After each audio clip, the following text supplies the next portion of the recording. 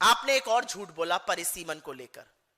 कल आपने बोला हम तो तैयार थे, प्रपोर्शन में सीटें बढ़ती, 50% बढ़ाने वाले थे। ये बात आप टीवी पर कह रहे हैं और अमित शाह रैली में कह रहे हैं। जो कानून आया था उसमें यह बात क्यों नहीं लिखी थी? क्यों नहीं आपने ये बात लिखी? आपसे समझदार लोग इस देश के प्रधानमंत्री बने हैं, उन्होंने माना कि इस बात को मत कुरे दिए। मैं एक आंकड़े के साथ आपको बता देती हूं, 50% भी बढ़ेगा तो क्या होगा?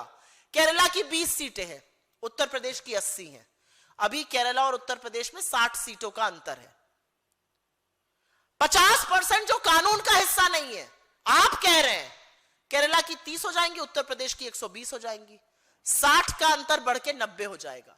इसीलिए प्रोपोर्शनेट रिप्रेजेंटेशन साउथ का 24.3% से घटकर 20% के आसपास आ जाएगा। और इसीलिए नॉर्थ ईस्टर्न स्टेट्स, छोटे राज्य, साउथ के दक्षिण के जो राज्य थे वो आशंकित थे, भयभीत थे और वो नहीं चाहते थे कि इस तरह का सौतेला व्यवहार उनके साथ हो। आपने कहा हमारी बात मान लेते। आपकी कौन सी बात मान लेते? आपने तो गारंटी दी थी ना 15 लाख बैंक अकाउंट में डालने की, सब लोग इंतजार कर रहे हैं। आपकी गारंटी थी ना 2 करोड़ रोजगार हर साल बनेंगे, बेरोजगारों पर आप लाठी चला रहे हैं। आपने गारंटी दी थी ना कि 100 स्मार्ट सिटी बनेंगी, एक नहीं बनी। आपने गारंटी दी थी ना कि रुपया और डॉलर एक पर आ जाएगा, रुपया को 95 पहुंचा दिया, शतक लगवाने वाले हैं। आपने गारंटी दी थी ना कि पेट्रोल 40 पर बिकेगा, शतक लगवा दिया।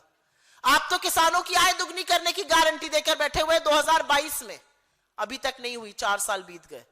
किसानों को अपने हाल पर छोड़ने का, जिस तरह से प्रदर्शन में 750 किसानों की मौत हुई, उसके जिम्मेदार आप हैं। तो आपकी किस गारंटी पर भरोसा किया जाए? और एक सवाल जो पूरा देश पूछ रहा है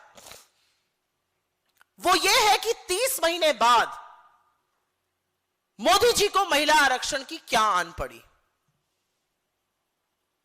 क्यों वो महिलाओं के खैरख्वाह दिखना चाहते हैं? क्यों वो चाहते हैं कि महिलाएं सोचें कि वो उनके पक्षधर हैं? क्या इसका कारण जो उनके प्रशंसक रह चुके, जो उनके समर्थक रह चुके लोग जो उन पर लांछन लगा रहे हैं वो तो नहीं है? क्यों मजबूरी है यह साबित करने की कि मैं महिला विरोधी नहीं हूं? यह मैं आपके विवेक पर और जनता के विवेक पर छोड़ देती हूं। लेकिन परिसीमन की जहां तक बात है, मोदी जी पूरी तरह से समझ चुके हैं कि यह देश किसी भी कीमत पर अपना विभाजन नहीं होने देगा। इस देश ने देखा कि कैसे आपने जम्मू कश्मीर में, कैसे आपने असम में परिसीमन किया।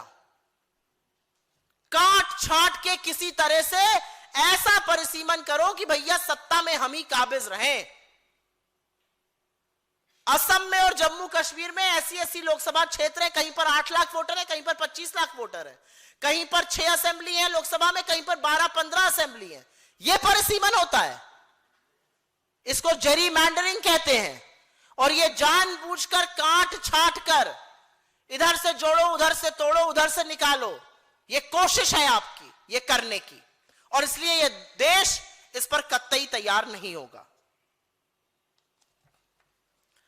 मैं मोदी जी की एक और बात पर वापस जाना चाहती हूं। जब वो कांग्रेस को कोसते हैं तो वो कोसते कोसते कहते हैं कांग्रेस घुसपैठियों को निकालने का विरोध करती है। नरेंद्र मोदी जी 4 से 14 के बीच में 10 साल कांग्रेस पार्टी ने 88,000 से ज्यादा घुसपैठियों को निकाला। आपका रिकॉर्ड 5,000 है। 12 साल से सत्ता में 5,000 लोगों को निकाला है। और एक बात बताइए, यहां पर आपको कितने घुसपैठिए मिले? बिहार में, दिल्ली में, बंगाल में, असम में कितने घुसपैठिए आपको मिले? आपने कहा कांग्रेस पार्टी एसआईआर का विरोध करती है। बिल्कुल करते हैं, डटकर करते हैं, फख्र के साथ करते हैं, क्योंकि यह देश के लोकतंत्र की दिन दहाड़े हत्या का सवाल है। आप मनमाने ढंग से लोगों के नाम काट रहे हैं, जिनकी पुश्तों को इस देश में दफन कर दिया गया, आप उनके नाम काट रहे हैं। आप जो शादीशुदा महिलाएं हैं उनके नाम काट रहे हैं। तो कांग्रेस क्यों नहीं विरोध करेगी?